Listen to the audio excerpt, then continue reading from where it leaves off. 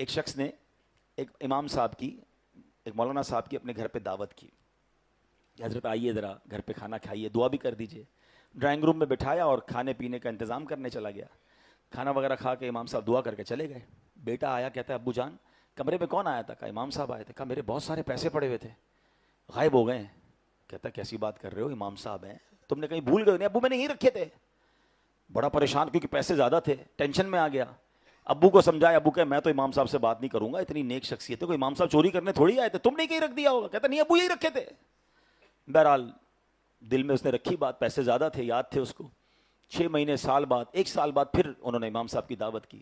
بچہ تو بچہ ہی ہوتا ہے، اس کو اپنے پیسے یاد تھے، ابو کو دعوت یاد تھی، بچے کو پیسے یاد تھے۔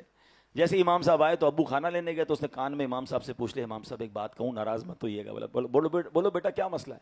کہا پچھلے سال بھی آئے تھے نا، میرے کچھ پیسے تھے، بڑے زیادہ پیسے تھے، آپ جب سے گئے وہ پیسے نہیں مل رہے، آپ ناراض مت ہوئیے گا، میں آپ کو کچھ کہہ نہیں رہا، آپ کو نظر آئے تھے۔ یہ سن کر امام صاحب رونے لگ گئے۔ اتنی دیر میں والد صاحب بھی آ گئے۔ بیٹے نے کہا میں نے امام صاحب سے پوچھا ہے، وہ تو رو رہے ہیں۔ کہا دیکھا میں نے کہا تھا نا تمہیں نہیں کرنا تھا، امام صاحب کو کتنا دکھ ہوا، آپ معاف کر دیں، ہم آپ کو چور نہیں کہہ رہے، بس یہ بچہ تھا اس نے پوچھ لیا۔ کہتے میں اس لیے نہیں رو رہا کہ اس نے مجھ سے سوال کیا ہے۔ یہ سامنے آپ کی کبٹ کے اندر قرآن پاک ہے، ذرا نکالیے۔ انہوں نے قرآن پاک نکالا، کہا اس کو کھولیے۔ وہ جلدان کے اندر لپٹا ہوا تھا، اس کو کھولا تو سارے پیسے اس کے اندر پڑے تھے۔ کہا بیٹا جب کھانا لینے آپ کے ابو گئے نا تو پیسے بکھرے ہوئے تھے، میں نے پیسے سمیٹ کے قرآن میں رکھ دیے کہ روز تلاوت ہوتی ہوگی، آپ قرآن کھولیں گے آپ کو پیسے مل جائیں گے۔ میں رو اس لیے رہا ہوں کہ پورا سال ہو گیا ہے آپ کے گھر میں قرآن نہیں کھولا ہے۔ سچ بتاؤ یہ حال نہیں ہے ہمارا؟